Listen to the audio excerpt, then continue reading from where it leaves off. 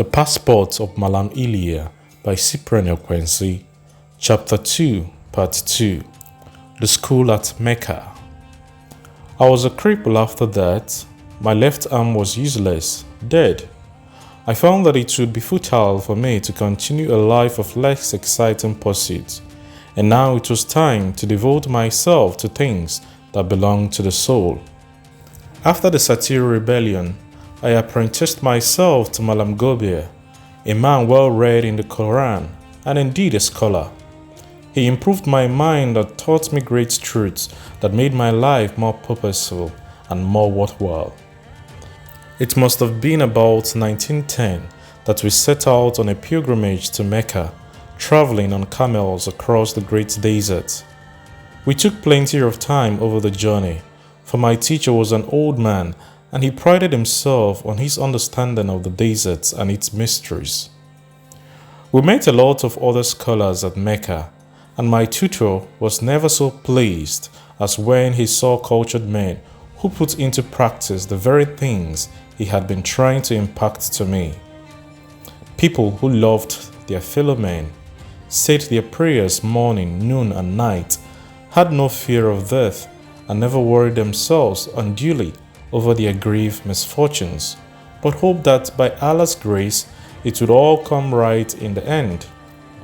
I could see peace on their calm faces, an inward peace which made me feel that I had been a fool ever to think of killing Usman because he had caused the death of my Zara. But Mallam Ilia was destined not to return with me. He became ill shortly after we got to Mecca, and within a week died. It must have been the cold of the desert morning that did it. I remember that he complained many times about a weakness in the chest. Before he died, he called me to his side and spoke to me. "Promise me, Ilia, my son. Promise me one thing." "Yes, my master." "Promise me that you will always live according to the Prophet, that you will do all you can to be good, to propagate the faith." My heart glowed with warmth.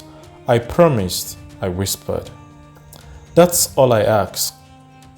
A smile crossed his face. It was such a grand old face, compassionate and gentle, not like mine, which had been hardened by the desire for vengeance. That smile was still on his face when he breathed his last. I rose and covered his dead face with a white sheet. As I made my way to the place of prayer, my heart suddenly stood still. What irony of fate! After I had promised my late teacher to come face to face with the very man I hated most in the world, he was washing his feet near the big red pot, and when he saw me, his eyes widened with surprise. Seconds seemed like hours. I stood as if paralyzed. When he had finished, he stood up, took water into his mouth, rinsed it, and spat straight into my face.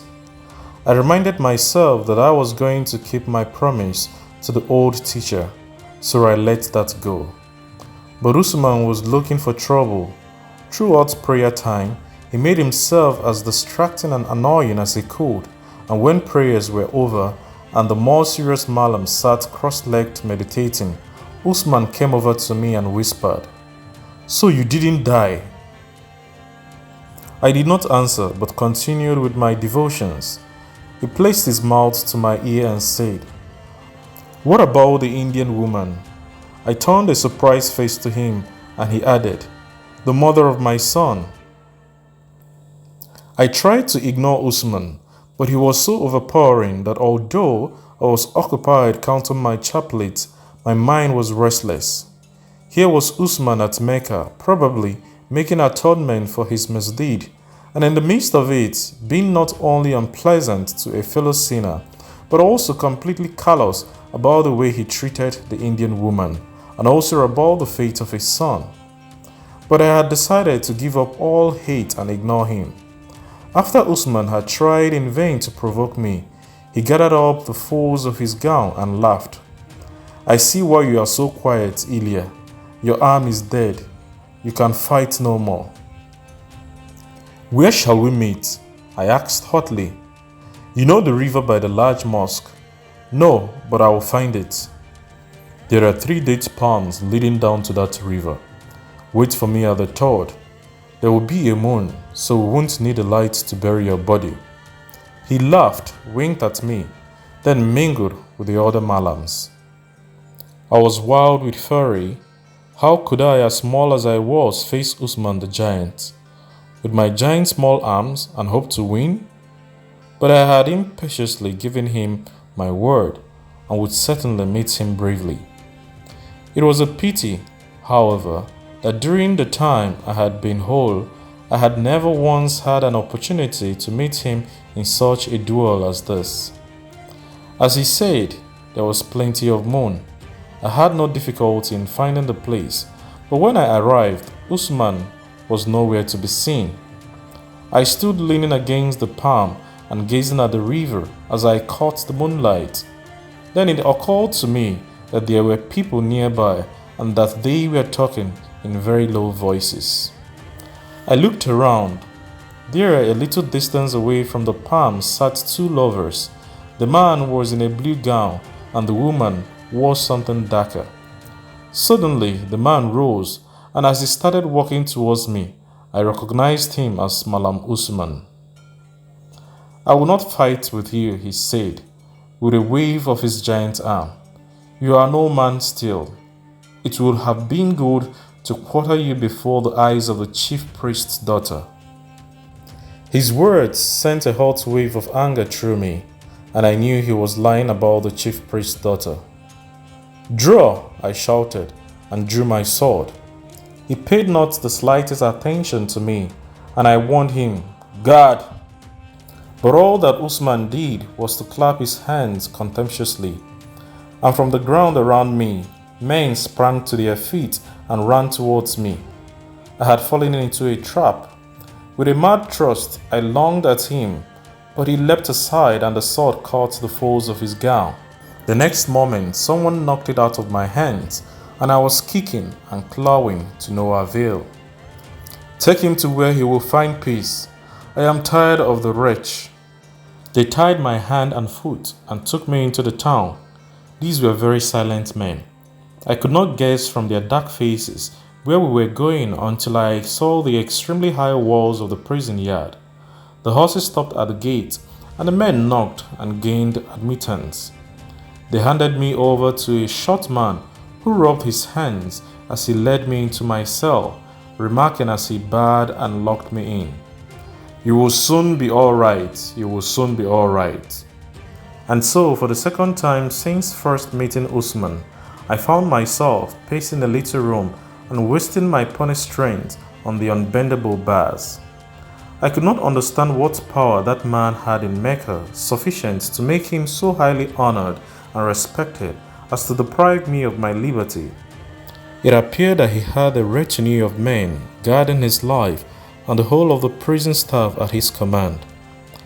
I must have been in that prison 2 months when one evening the chief warder called me and asked me if I knew Mallam Gobir. I said I did, that he had been my teacher for many years. He smiled and left. A fortnight later, a woman called Dije came and demanded my release. She had an air of mystery about her that excited my imagination. She wore a black veil and hood, and her gown scarcely rippled as she walked through the heart of the town. She led me to a large mud building and told me that I was to live there and teach her school children all that I had learned from the great scholar. I was still a prisoner, but entirely under her supervision. I welcomed the change with joy, partly because I was no longer suited to active life, but chiefly because it would give me a chance to fulfill my promise to Mallam Gobir. The pupils were very willing and eager to learn all I taught them, but behind them all I always saw the mysterious Dije looking at me with a soft glance that sometimes made me think that she liked me. She was not beautiful, but couldn't be compared with Zara by any means. Where Zara was tall and graceful, she was small and neat. Her voice was even smaller than she was and very musical. There is a little wonder that in time I asked her to become my wife. This was not the hot love of youth, but the slow, mature love of a man who has learned from life the valuable things. Looking back, I think my days in that school represent a very bright patch on an otherwise black field. The compound had that atmosphere of quiet which inspired the students. There were times when I forgot that I was at Mecca, a prisoner on parole. Punctually at dawn, the pupils came in their white caps and white jumpers to learn what I had been privileged to hear from Mallam Ilia. We had finished our work one afternoon and the pupils were about to go home when one of the boys made a remark which wounded me very deeply.